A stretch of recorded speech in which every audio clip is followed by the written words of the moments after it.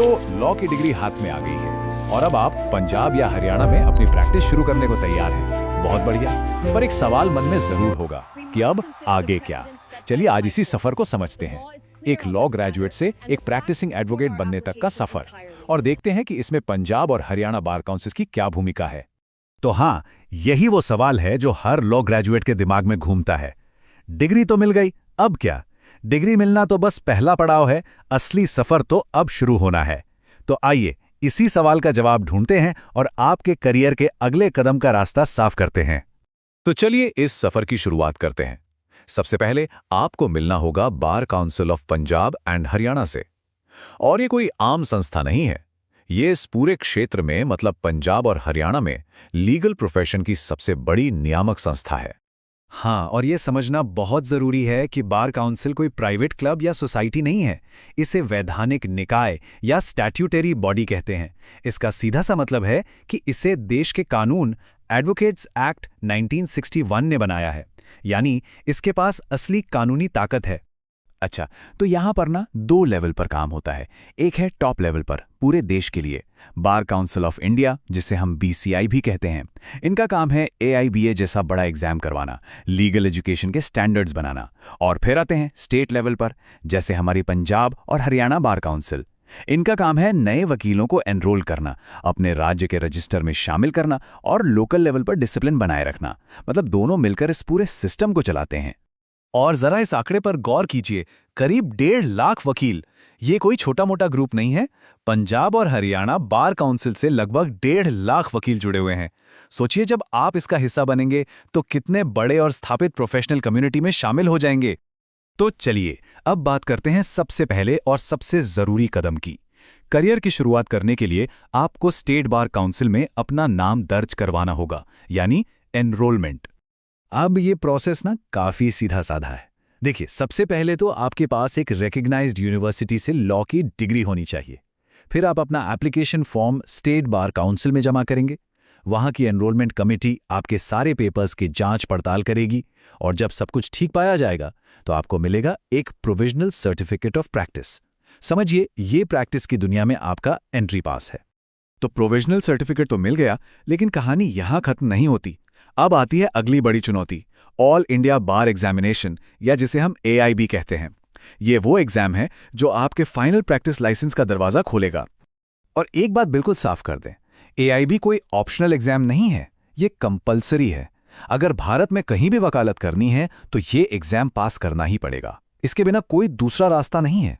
तो जब आप AIB क्लियर कर लेते हैं तब आपको मिलता है सर्टिफिकेट ऑफ प्रैक्टिस। ये बार काउंसिल ऑफ इंडिया की तरफ से जारी किया गया फाइनल सर्टिफिकेट है, और यही वो डॉक्यूमेंट है जो साबित करता है कि अब आप देश की किसी भी अदालत में किसी के लिए भी केस लड़ने के लिए पूरी तरह से क्वालिफाइड हैं। यही है असली मंजिल। ठीक है, तो अभी तक हमने बात की आपकी पर्सनल क्वालिफिकेशंस की, लेकिन एक वकील अकेले काम नहीं करता, वो एक पूरी कम्युनिटी का हिस्सा होता है। तो अब जरा देखते हैं कि आपकी लोकल बार एसोसिएशन का इसमें क्या रोल है। हाँ, तो एनरोलमेंट और AIB क्लियर करने के बाद एक और जरूरी स्टेप आता है।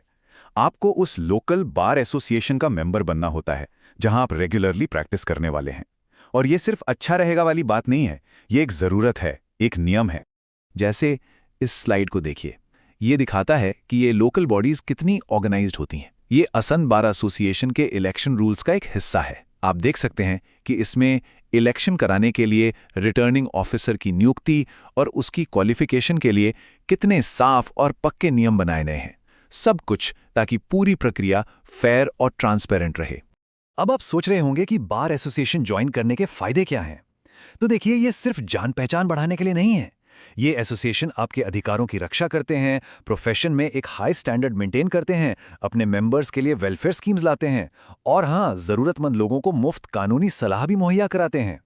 एक तरह से कह सकते हैं कि ये हमारे लीगल प्रोफेशन की रीढ़ की हड्डी हैं। अच्छा, हाल ही में इन बार एसोसिएशंस के लीडरशिप को लेकर कुछ बहुत जरूरी बदलाव किए गए हैं। अब ऐसा नहीं है कि कोई भी नया सदस्य आके सीधे प्रेसिडेंट पद का चुनाव लड़ ले।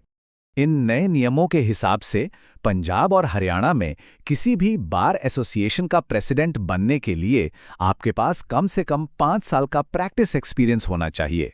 इसी तरह सेक्रेटरी पोस्ट के लिए ये लिमिट 3 साल है।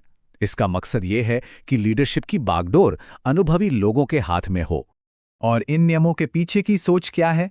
चलिए इसे पंजाब और हरियाणा बार काउंसिल के चेयरमैन प्रताप सिंह के शब्दों में ही समझते हैं।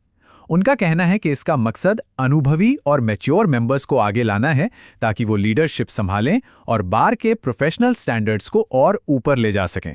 तो ये सारा प्रोसेस, एनरोलमेंट, फिर एग्जाम, फिर लोकल एसोसिएशन, फिर इलेक्शन के नियम, इन सब का आखिर मतलब क्या है? चलिए अब जरा बड़ी तस्वीर देखते हैं और समझते हैं कि ये पूरा का पूरा सिस्टम हमारे जस्टिस सिस्टम के लिए इतना जरूरी क्यों है। और देखिए, ये बात सिर्फ बार काउंसिल ही नहीं कहती। देश की सबसे बड़ी अदालत सुप्रीम कोर्ट ने भी बार एसोसिएशंस की अहमियत को माना है।